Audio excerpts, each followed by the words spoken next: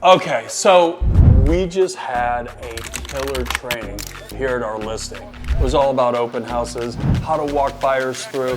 It was really, really good, and you're gonna see how a lot of the reactions that the agents had. So again, you have to practice. Practice makes perfect, right? And so many times people don't like to practice. So here's the thing, I'm dropping heat every week. Hit the like button, subscribe. I wanna hear your comments down below on how you practice on a daily basis. As always, let's make it a great day. Okay, I love the hands-on stuff, okay? Because think about it. You know, we're at the office, and it's like, okay, let's pretend this is the kitchen and you're walking into an open house. Well, guess what? This is like the SWAT team in like one of those practice facilities, and we have our paint guns, okay? So I want this to be fun. I want this to be interactive, okay? Because this is where we practice. Now here's the deal, okay? What I want is for everyone to be honest. Okay? If you don't know something, it is okay. We are in practice mode right now. Because what I want to do is get you guys dialed in to the point to where when you are out there with a client and you're walking around and stuff, you'll remember something we trained about or something maybe you were struggling in actual training and you overcame it and then you were able to actually do it, okay? So no one's here, no one's gonna get pointed out, no one's gonna get laughed at, except for our guest, and we only have one today. Her name is Dana, okay? So, with that being said, can I get the buy-in piece, okay, that nobody holds back, okay? Because here's the thing, if you don't know something, you don't know something. And what I find in real estate is people fake it. You can't fake this. Like paperwork. I don't really know what I'm doing, but I'm just gonna put some shit on the paper and send it over. No, you can't. We have documents with little numbers and stuff on it. Like, it's important stuff, right? Right, Gall? Yes. So this is where we really wanna make sure we know what we're doing. Well, the same goes, listen, the deals, just so you know, are made when you convert someone. And the deals are made when you're sitting at a listing appointment, and the deals are made when you're out showing the homes. That's where the deal's made, not in writing an offer. That's not where the deal's made. Two things here, okay? Number one, if this is the first home I'm meeting at, what time do you think I'm gonna be here? 15 minutes early. At least 15 minutes early.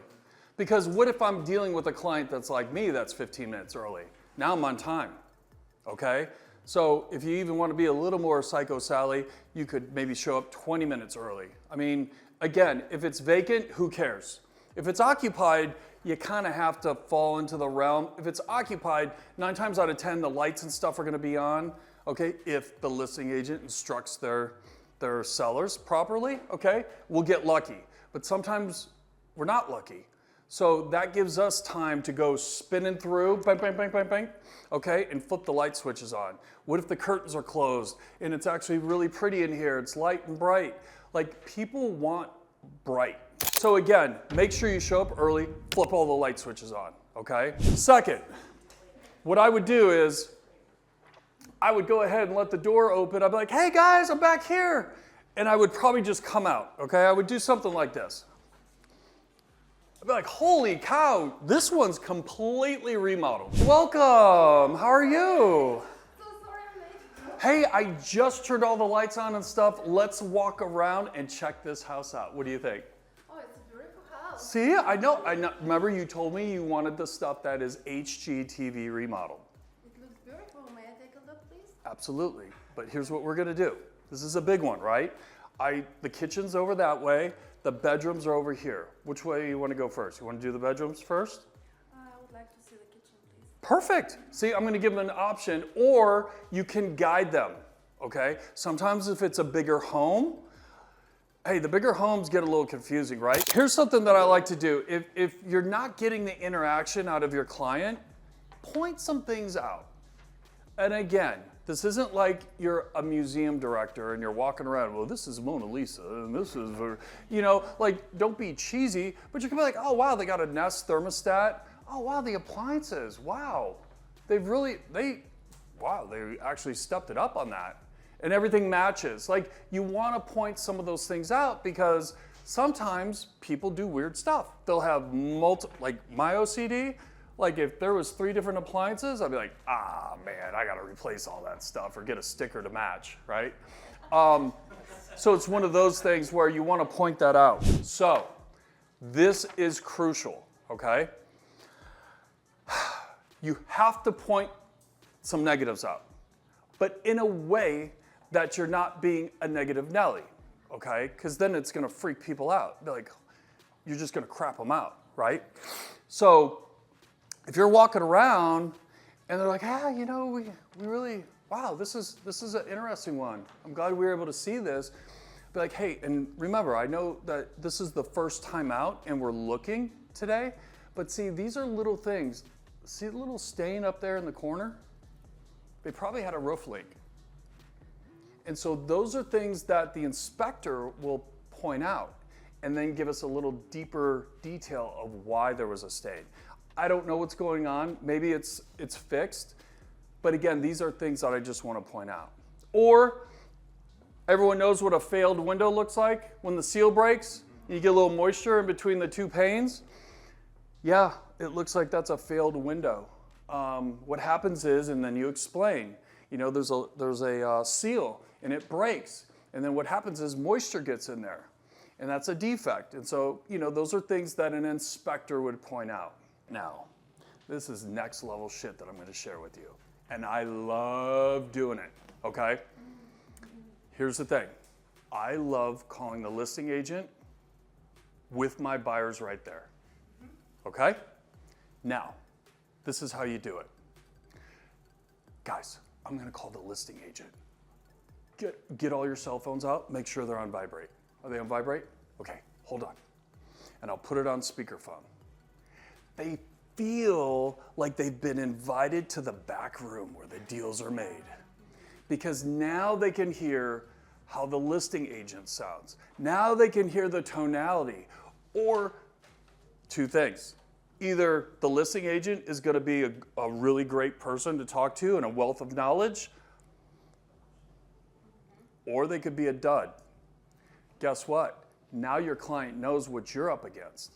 Because I'm going to tell you right now, when you tell your client, the listing agent, the listing agent, the listing agent, over and over and over, do they start to believe it's the listing agent or it's you? Anything else? Hey, you know what's really amazing about this home? Everything's been remodeled. Do you realize the savings that's going to give you in the long haul? You're not going to have to do anything. Remember, you guys were looking for something that you wouldn't have to spend money on.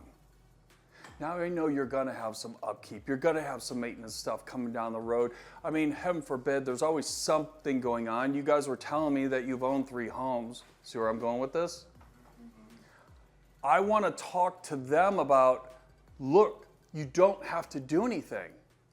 Now, if this was an original home, you can see where they would be a little spun out, right? It's like, oh my God, this is going to be a money pit. Well, guess what? Everything's done here. You don't have to do anything. Well, right now, the AC's working. That's a good thing. That means it has some longevity. And again, we can always do a home warranty as well. Okay, busy streets. Let's talk about that, okay? Some people, depending upon where they're from, and I know we're on close. Are we close? Sometimes depending upon the part of the country or world, I mean, if someone lives in downtown Bangkok, they're gonna be like, next to the freeway here, they'll be like, oh, it's so quiet here. But if someone comes from a little podunk town in North Dakota, they're gonna be like, this street's busy, okay? So again, it's up to them to let you know. Typically, I always like to say, hey, listen, some of these homes that back a busy road or a freeway or power lines, you're gonna find that they're not as expensive as some of the other interior lots. Now here's the beauty. You get a ton of savings, but remember, you're probably not gonna be in this home forever. So I wanna protect you on the exit strategy of 3, 4, 5 years down the road, because now that's gonna be your issue that you're gonna have to then pass on to the next buyer. And they're like, oh, we didn't think about that. So I'll still show you homes that are on busy roads and stuff, but I just wanted to bring that to your attention, okay? Typically they'll be like, you know what, from now on, no. Great, so when they send you another batch of homes to go look at, you do the old satellite, what's going on? They might find 5 homes, and out of the 3, they back a busy road or railroad or whatever the case may be, and you can say, hey, these 3 back a really busy street. Oh, thanks, we don't need to see those. Whew. Now I'm down to 2, you know what I mean?